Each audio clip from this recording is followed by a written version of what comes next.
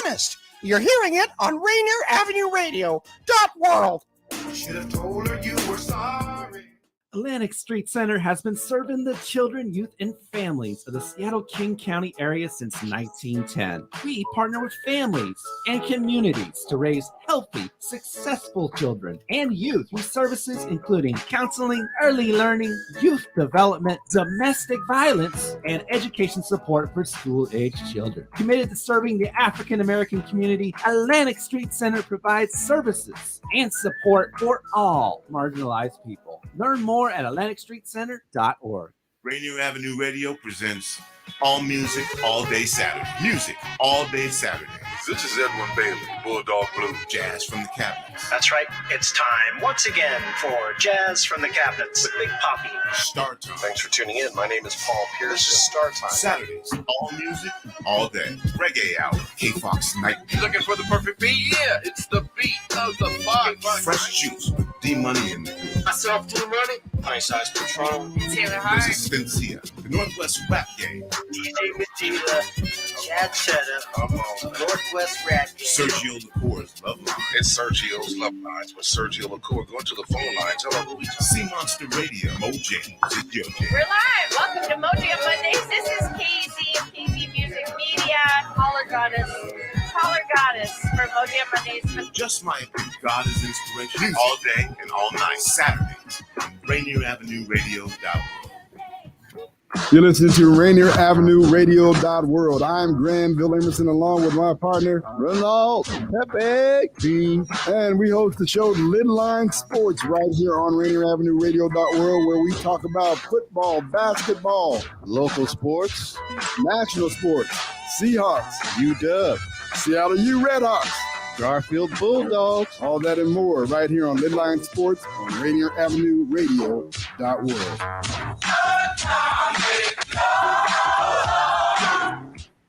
What's up, Seattle?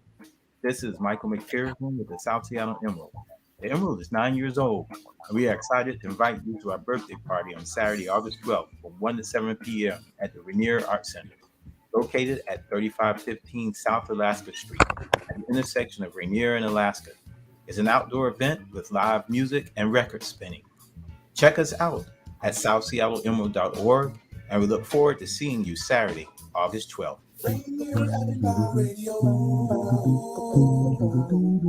Your community radio station will provide you with more information. Rainier Avenue Radio.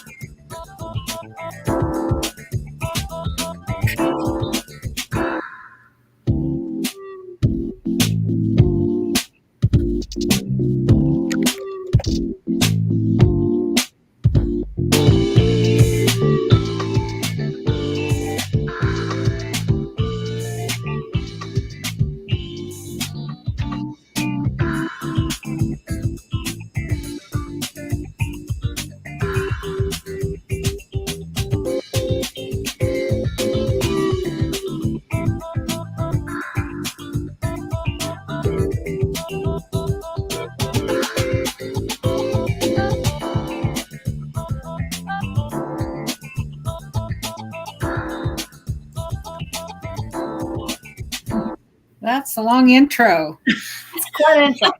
Everybody should be prepared right now for us. Yes. Yes. Yes. Hello, everyone. Yes. I'm Violeta Strash with Janelle Scott. And I'm Tina Lombard with Bank of England. Thank you for joining us today. Mm-hmm. Yes, Real Estate Money. Here we are. Yes. Every Tuesday, 2:30 p.m. Yes. on Rainier Avenue Radio .world. Yes, and also we have we've got here in Denver and Colorado, we're at 3:30 p.m. to 4. But anyways, thank you for joining us today. But really quick, we wanted to talk to you today about rental properties and investments. So we're going to be talking a lot about that. If you have any family members or have any friends that are interested in buying rental properties or they're interested in looking into it, please have them tune into the show right now. Yes. Yes. Do we have a couple of announcements, Tina? You want to go over it real quick? Let me see. Okay, so Saturday, the United Way King County Community Barbecue will be from 11 a.m. to 3 p.m. And Sunday, the Othello Park International Festival will be held 12:30 p.m. to 6 o'clock p.m. You know, that's always a blast. I always love going down to Othello Park. There's always food and dancing and people in the community you haven't seen for years. So please join us and come bring your family down to the Othello Park International Festival and also the United Way King County Community Barbecue. Mm-hmm. All right. Great. So before we get into all the exciting stuff about rental properties and investments, should I go ahead and go through our inventory counts for the past week? Good idea. Mm-hmm. All right. So for King County, active listings 388. For pending and for sold inventory, you have 301 homes that went pending and then sold for an average of $1,198,000. This is in King County again. And then last year, same time period, $1,182,000. So not too bad there. Days on the market in King County. For July, we had 12 days last year in July, and this year 26. So we were up 2 weeks. Percent of the list price last year, things were still pretty strong. We were at 107% of the list price, so sellers were getting more money for their homes. Now we're pretty even, 100%. Pricing is right. People are buying it for just what sellers are asking for. Sales per listing,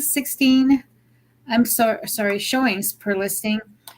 16 last year, 9 this year. So about a week or 7 showings. 7 showings difference from year to year. And then showings to get to pending, sellers were looking at 23 showings last year versus 19 this year. So just a little under a week. Pierce County, we have 213 homes on the market right now.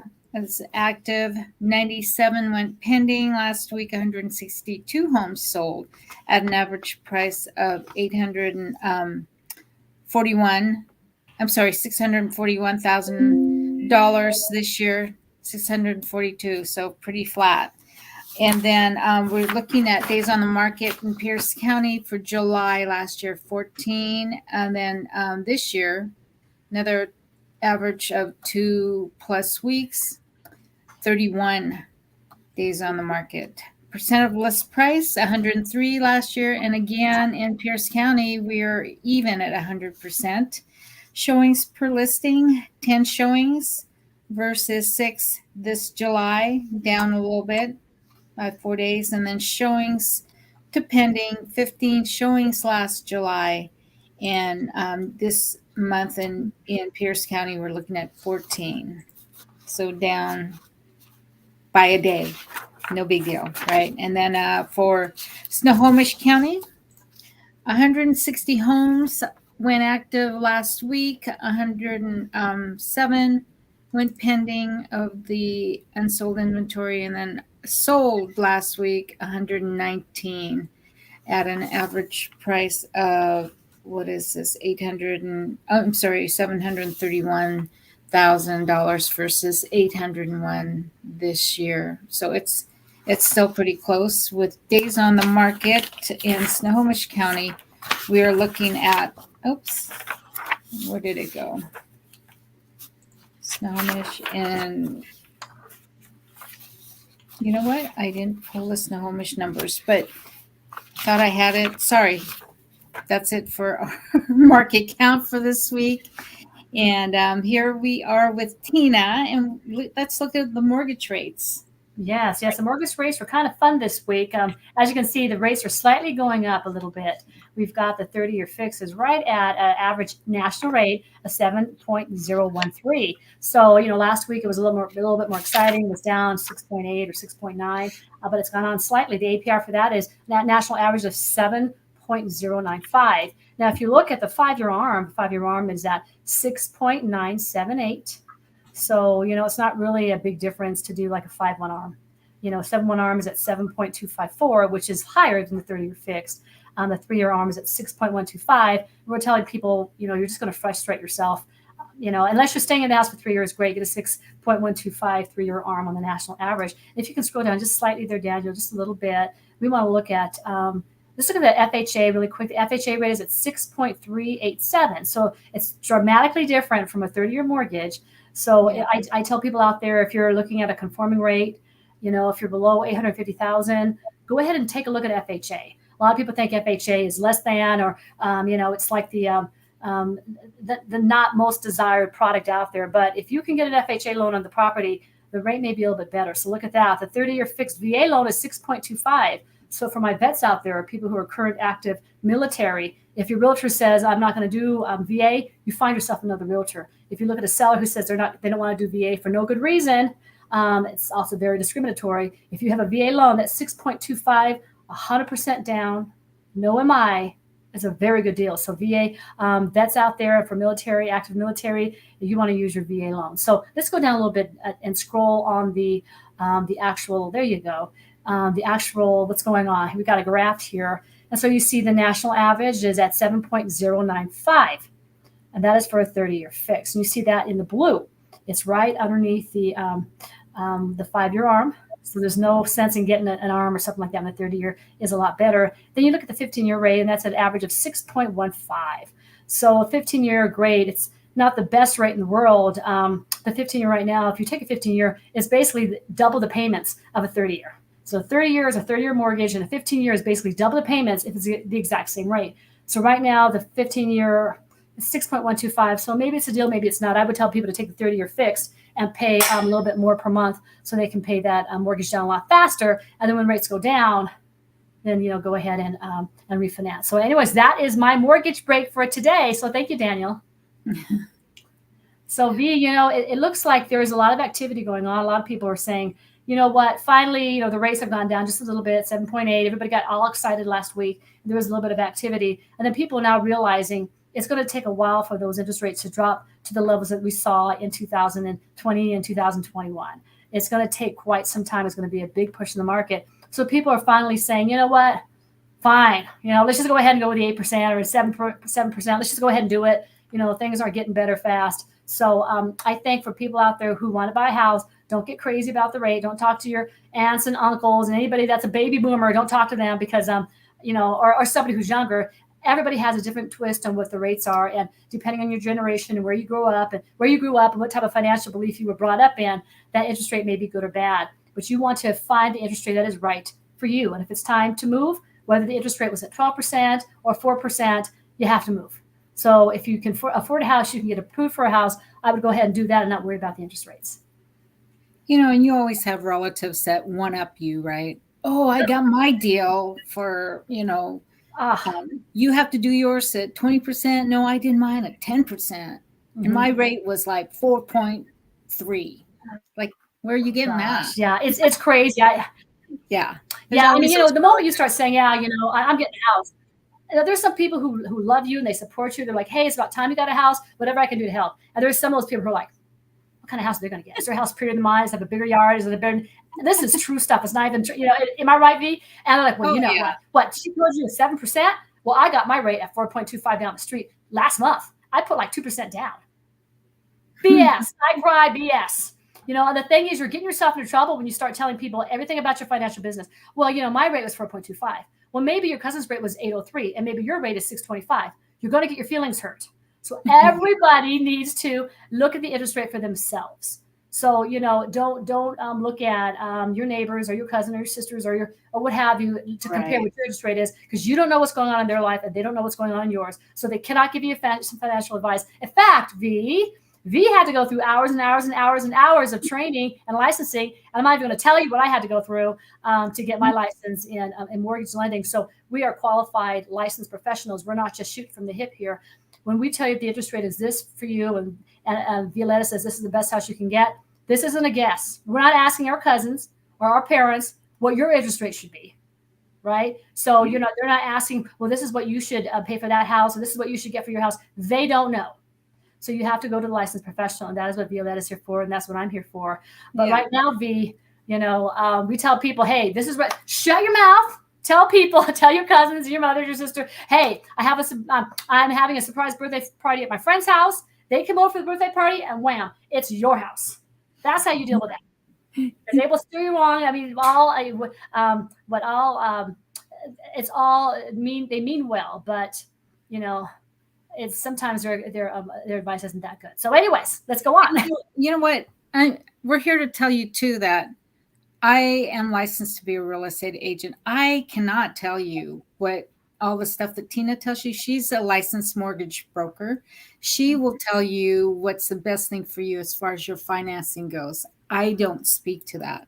I will help you find the right house for you, your dream house, whatever it is. We'll scrub, every area in the world if you want to. But Tina's the one that handles the financing. Don't call me because I'll just turn you over to Tina. She's got all the different programs, right?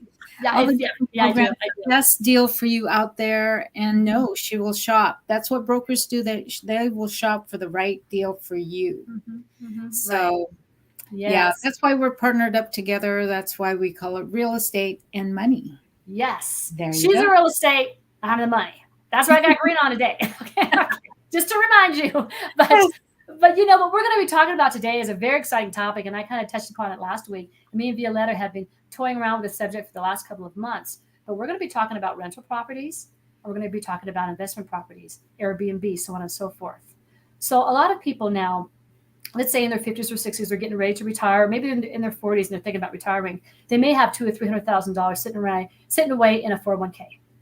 Okay, maybe they bought their house, 15 years ago in a new development. They owe $157,000. The house is worth, $1.9 million. And they bought somewhere and they're like, I don't know what to do. I don't know what to do with my payments are like $0 per month because we bought this house in 2005. I got a lot of money in my retirement account. What should I do? So a lot of times I tell people, hey, if you have excess money, you have money just laying around, go ahead and buy yourself a rental property. Most rental properties, you need at least 20% to put down. And if you can produce some positive cash flow, then instead of your money just sitting dormant in an account, making 1 or 2% a year, you'll be able to buy a piece of property that appreciates on the average of 8 to 12% a year. Plus you get positive cash flow from that. So I once heard an investment guru say, you're never going to get rich by saving your money. So you're never going to get rich by saving money. Okay. So the only way to get rich is actually to invest, whether it's in real estate or stocks or whatever you want to do. But what we're trying to do is we're trying to convince people out there that the real estate market is always awesome. It has always historically been awesome. More millionaires have been made through real estate investment than any other occupation.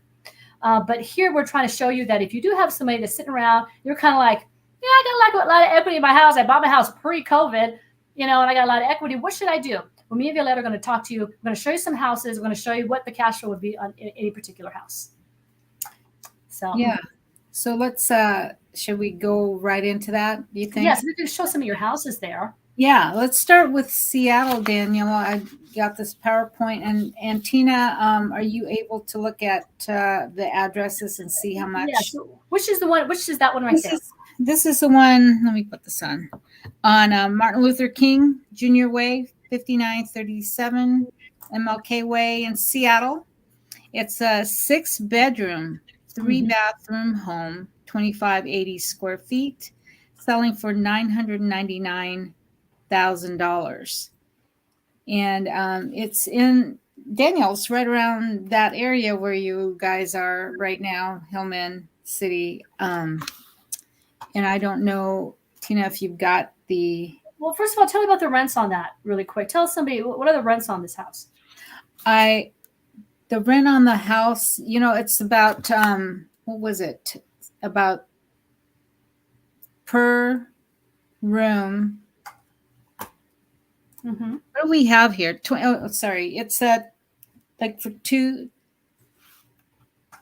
It's a multifamily home, so it's about $3,500 per home per residence. So there's 2 families living in that home. Oh, there's 2 families living in that home. What is their rent each? So it's $3,500. $3,500 each. So they're getting $7,000 a month on this. Yes. Okay, so they're getting 30. Okay. They're maximizing that rent. Okay. So if they're mattress, okay. Now if that family were to get an apartment, what would they be at? If that family was going to get an apartment? Nowadays, gosh, apartments are what are they, about 35 and upwards of 3,500 because people are raising their rates right now for apartments. So for something like that, so if they were, so that's 3 bedrooms each, so they each had a house at 3 bedrooms. If they were renting that in the real world, what would they be? What would their rent be? Like 4,000 or? Probably so. Okay. Yes. Okay. What happened here? Did I get out? Am I off screen, Daniel? What happened? Am I still on? Shoot. Okay. Okay. Do you see anything? Do you see that? Are you still looking at that screen, Tina? The house? Yes, I am. Oh, okay. Yeah. What do you think? Okay, so just really off, I'm just looking at a basic rate. So let's say the rate is at 7.5 or 7.625. The principal interest on that would be $5,034 a month. Okay, so plus the taxes and insurance, you can actually put that in the rent. So if the client is making, if you're bringing in $7,000 a month on that, and your payments are somewhere around $6,000, I'm going to put taxes and insurance on top of here. So say, oh no, I'm wrong. Yeah, so their payments are about $6,000 a month. You're still breaking free with $1,000 a month cash flow, positive cash flow, if you buy a property like this at $3,500 a month. That's with 20% down. Yeah. And that is in the city of Seattle. So is that a good buy or not? So V, just as a guess, I know that you can't really say, but as a guess, if you bought this house right now at $890, let's just call it $900,000. How much do you think it would be in about a year's time? Be worth? Probably add a couple years. Yes. Like 8% per year. 8% per year. So let's say a couple of years. So times 1.16. So let's say you walk away with the house is worth like $1,050,000. Yeah. Okay. So let's say $1,050,000. Okay. Let's find out. So your equity went up $144,000. Your equity in a year. That's $1,000 a month positive cash flow. $12,000 times 2, $24,000. So when everything breaks away, you're probably making. Let me see here. 144. So so you're making how much? Almost $180,000 by just investing in that. Okay, now the initial investment, something like that, would be 20% down. So 20% down of $900,000 times 20%, $180,000 down. Okay, and that money is still yours. That money is still yours. So something like that. Let's go on to something further out. Did you find something in Olympia, V? Yeah, I did. Daniel, can you scroll down to the Olympia house, which is actually, look at it. It's a couple of homes. Okay. I'm not seeing my screen, but I'm looking at my sheet here. It's 2 little homes. You know, one is a 1 bedroom, 1 bath, the one on the left. And this is the one on Kaiser Road, Daniel. Do you guys see that? And then the other one has 2 bedrooms and 2 baths. Okay, which one is that? It's 2 homes on the same lot, so they call it multifamily. Great. Which address is that, V? The address? 507 Kaiser Road, Southwest, Olympia. Okay, Kaiser Road, Southwest, Olympia. Okay, so I'm just pulling this stuff right off the internet. So this is stuff that you can find on your own. And this is Kaiser Road. Oh, yeah, this is beautiful. Oh, my gosh. Okay, so how much is the rent on this? Does it say how much the rental income is on this? It does not say. It says $3,400 on my side, and that is per house? $3,400 on my side. Yeah. And they're probably asking for more. Estimate is, oh no, that's the cost. But they'd probably ask more for this other one. But the one on the right is a 2 bedroom, 2 bath. The one little guy on the left is a 1 bedroom, 1 bath. Okay, so let's say that the rent on this, if it's $3,400. Yeah, what the 2-bedroom, 2-bath, I'd say it'd be more than the other one, the small one on the left. Okay. So let's say the rent on the 2 houses. What do you say the rent is on the 2 houses? It looks like here $3,400 a side is what I'm getting over here. A side? Oh, wow. Okay. Does it say there? Well, am I correct here? I It says see it here. Mhm. Yeah. It says 3 bedrooms, 3 baths. Okay. Maybe that's not multifamily. Okay, so let's just say that you have something like this. Let's say the rent on this, if it's $3,400 each on each side or something like that. Let me look what the rent would be. So Let's see here. So the cost on this house is $6. Okay, great. 660. About 7,000. Let's look at this really quick. 665, 123 times 0.25. So something like this, you can probably, buy really quickly here, You put 20% down. Most of these properties, you put at least 20% down, sometimes 25% down, depending on your credit score, that sort of thing. And just look at this. So this is a $665,000 home. Mm-hmm. And so 20% of that is a mm-hmm. 133. Now this is in Pierce County. So this is under the conforming limit, which is great. So the interest rate is still really good. So this one here, the principal and interest is $3,700 a month. So and then with taxes and insurance on top of this, maybe the payments are around $4,000 a month. So if that property has an investment of, it gets rent of at least $4,000 a month, that would be a great buy. Yeah. And if it is $3,400 for each of these, okay, that's so huge. That's $7,000 you're getting from this. Yeah. So that's a profit. Okay. So if your payments are around $4,000, you're getting $7,500. You just do the math. How many thousands of dollars cash flow you get per month? Now, these loans are pretty easy to get. So thank you for showing. Daniel, do you have those slides that I sent you really quick? Okay, this right here, this is a debt service coverage loan. So those are beautiful properties that you've shown. With these debt service loans, we don't ask for income. We don't ask for employment. So I'm not asking you who do you work for, how long have you worked for there, and blah, blah, blah. We don't care about your income. We don't care about your employment. We care, do you have 20% down, and if you have a certain credit score. Some of these debt to service income ratios go down to 600 of a credit score. 620, 640. Usually investment people always have around 700. But as long as you've got 20% and you can find a house with positive property, you can get this loan. Now, these loans are not commercial loans. They're not conforming or conventional loans. So the interest rates are higher, which is fine because who cares?